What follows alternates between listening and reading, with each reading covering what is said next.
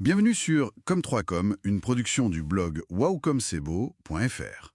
Aujourd'hui, on va parler d'un sujet qui prend vraiment de l'ampleur. La communication RSE, la responsabilité sociétale des entreprises. Oui, On est loin du temps où quelques belles phrases suffisaient, c'est ça, hein? Maintenant, les gens attendent de la sincérité, des preuves concrètes. tout à fait. Le vrai défi aujourd'hui, c'est comment dire, d'intégrer ça vraiment dans la vie de l'entreprise, que ce soit pas juste une façade. Mhm. Il faut montrer comment les engagements sociaux, environnementaux, ils se traduisent au quotidien. Et surtout, éviter le piège du greenwashing. Ah oui, le fameux greenwashing.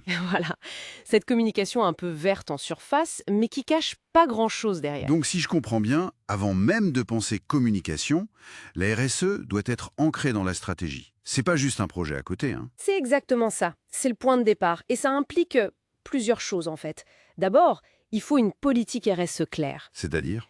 Définir des objectifs précis, mesurables. On peut s'aider de référentiels, comme le GRI pour le reporting ou le Pacte mondial des Nations Unies. Ça donne un cadre. D'accord. J'imagine que ce n'est pas l'affaire d'une seule personne ou d'un seul service? Ah non, surtout pas. Pour que ça fonctionne, il faut impliquer tout le monde, tous les collaborateurs. Comment on fait ça? Ça passe par de la sensibilisation, bien sûr, de la formation, mais surtout, il faut que les gens participent activement. Que ça devienne l'affaire de tous, quoi. Mhm. Et ça va assez loin. Il faut regarder toute la chaîne de valeur, le choix des fournisseurs, la conception des produits, la gestion des déchets, l'énergie qu'on consomme. Chaque étape compte, en gros. C'est ça aussi la crédibilité. Dire là-dessus, on progresse, mais on n'y est pas encore. Un bon outil pour ça, c'est le rapport RSE annuel. Le fameux rapport. Oui, mais attention, il faut qu'il soit accessible, pas un pavé illisible réservé aux experts. Clair, compréhensible. J'imagine qu'il ne faut pas se limiter à ce rapport annuel. Non, bien sûr, il faut varier les canaux. Le site web, c'est une vitrine importante, les réseaux sociaux pour un dialogue plus direct, peut-être une newsletter, Adapter le message, en fait. c'est ça. Et surtout, euh, écoutez.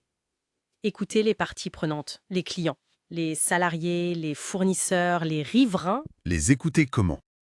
Par des enquêtes, des consultations. Il faut créer un vrai dialogue pour nourrir la démarche. L'ajuster, c'est un processus continu. D'accord. Donc, on est transparent, on dialogue, mais il faut aussi montrer des choses concrètes, non? Des actions qui ont un impact réel, pas juste des opérations sympas. Absolument. C'est là qu'on donne du sens, qu'on prouve l'engagement.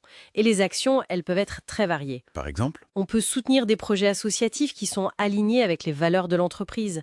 Ça peut être du mécénat financier ou du mécénat de compétences. Quand les salariés donnent de leur temps ou de leur expertise, Exactement. Et puis, il y a tout ce qui touche à l'offre même de l'entreprise. c'est-à-dire les produits, les services. Oui, proposer des produits éco-conçus, par exemple, ça parle beaucoup.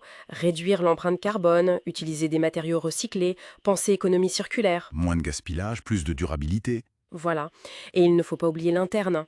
Promouvoir activement la diversité, l'inclusion, c'est un engagement RSE très fort aussi. Au final, si je résume un peu, le mot d'ordre, ça semble être la cohérence.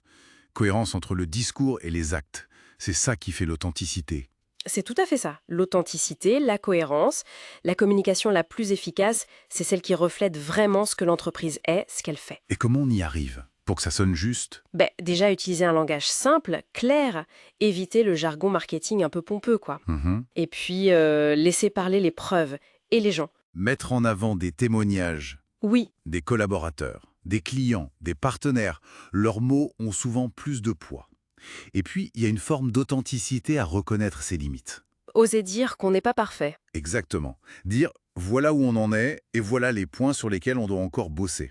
C'est souvent mieux perçu qu'une image lisse mais artificielle. Montrer qu'on veut progresser.